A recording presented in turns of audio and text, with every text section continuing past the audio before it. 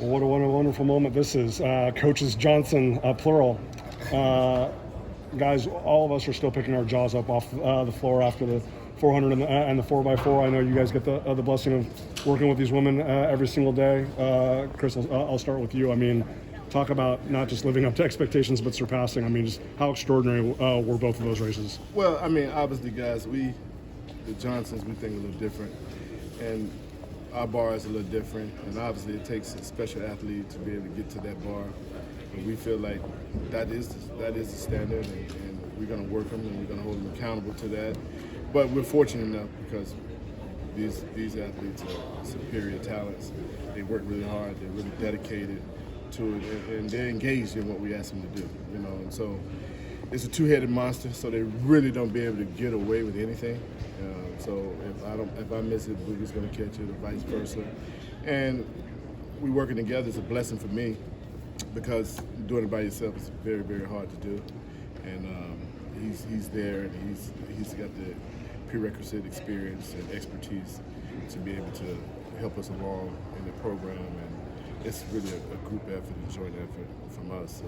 You're looking at guys from humble beginnings out of Prairie View, Texas, and had a dream, and we're living our dream right now. In terms of a team accomplishment in one event in that 400, do you think we've ever seen anything like that at the NCAA level? Does anything possibly top that? I'll let Boogie answer that.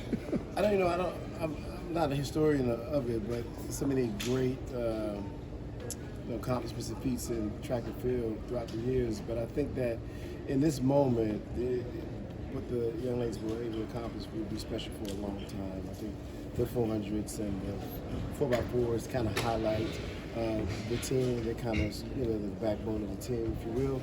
But I think those events and those runs will be special for a long time.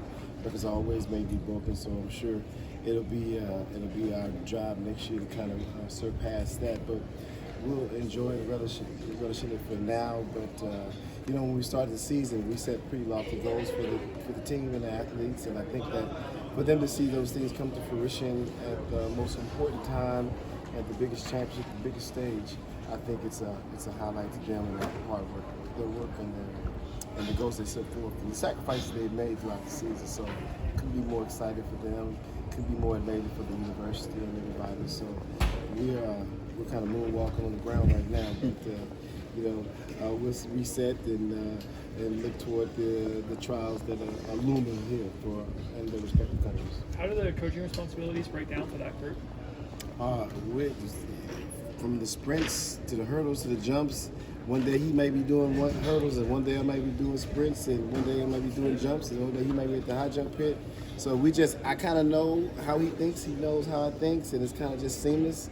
And we just basically have an outline, and we just go from there. So the thought process is the same, the messaging to the athletes are the same. Chris is the head coach, so it's a top-down mentality. He's been in Arkansas for a long time, and he kind of knows where I've been in and out of college track, so he kind of knows the nuances of things a little better than I do. And so we just follow his direction, and as it relates to training every day, we kind of think alike, and so it's seamless for us. It's easy. It doesn't take a whole lot of processing. Now you work with those ladies each and every day, so I'm just thinking about hearing about the collegiate record at 3:21, and then today 3:17. Does that come as a surprise to either one of you? Well, we talked about it, and we thought we could run 3:18.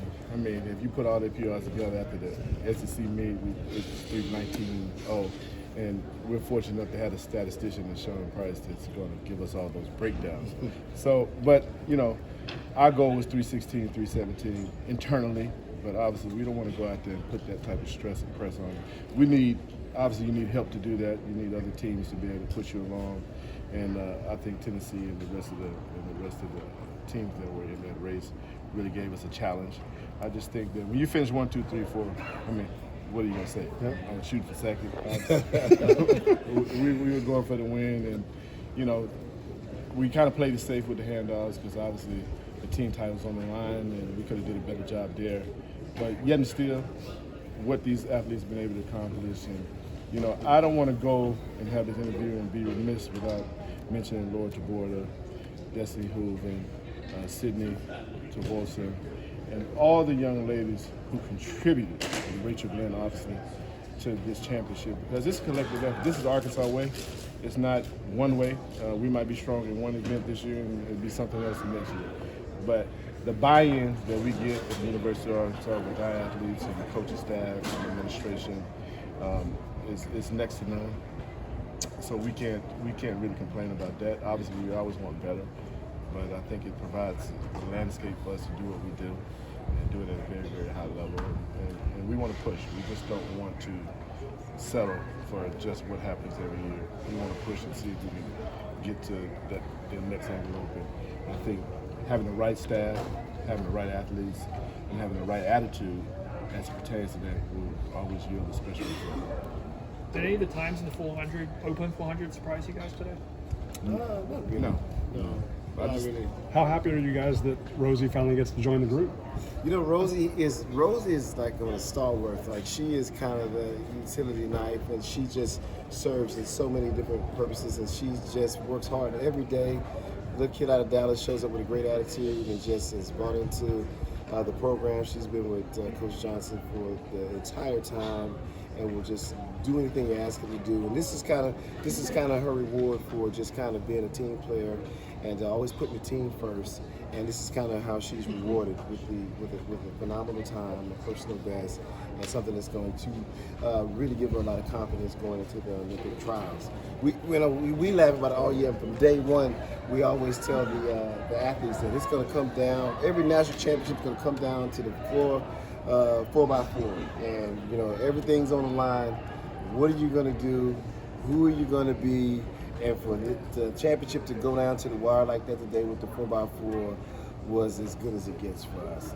We got a chance, and we know the athletes are going to give everything they have in the tank. They certainly work hard enough to do it. So what a way to end that championship lead on top.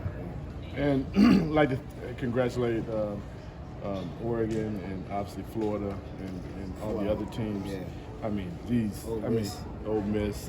I mean, you're looking at Tennessee, Texas. I mean, everybody's on their A game, and the Olympic year brings it out of everybody. So to go out and just have to be able to sit down and look at all the success and all the PRs and just the phenomenal performances, it will be rewarding. Obviously, we're moving and we're focused on what we're doing, but just to be able to go back and look and just see some of those things coaches are really coaching, and we just have to stay on our A game and try to stay ahead of it. But we know we got our hands full. So congrats to those guys, and we're just the fortunate ones this time. Kaylin ran 49.13 today. As a true freshman, do you think she can get to this level this quickly? How'd that happen? I think when I remember we brought on, when I came back to campus, Coach brought, he said we got this little freshman. She's like a little 53-second girl out of North Carolina. And the offseason was really, really hard for her, and she was nicked up all the time, and we just kind of kept encouraging her, and she just kept kind of buying in, and she finally started getting consistently healthy and being able to train well. And to see her come out here and run like she wants, she's just fearless. I mean, I don't think she knows any better at this point, but she's certainly fearless. She listens and takes coaching very, very well. You don't get that all the time. We're just fortunate enough to have her in our program. I'll take 10 more just like her. I think we'll be all right. And I just think, if in talking about Kaylin Brown, and I don't have the stats, I'm not a stats guy, but I would venture to say she's probably ran the most 49s of all the athletes that we've had at the University of Arkansas. So I think that, just to be able to, put it in words as a freshman is just unbelievable. It's just a special time. We just need to doctor her birth certificate. Yeah. She should be the World 20 record holder. She's one day. She's born December 31st. And, it's unfortunate that she would miss that. But this young lady is special, and she's a great kid, and she works really, really hard. But it goes to show that being persistent, accountability, and hard work always pays off. And this girl no one can say they would think this girl would run this fast, not even us. She's Brittany Wilson's biggest fan, and she asked us after the 400, well, how fast did Brittany run last year? Coach said, well, that was it. You just matched it. So she was like, oh. And Brittany Wilson was pretty special. So I think this kid, the sky's the limit for her. You know, God willing, she stays healthy and stays focused, and let's see where it goes from there. But we're fortunate. They are on deck. Gentlemen.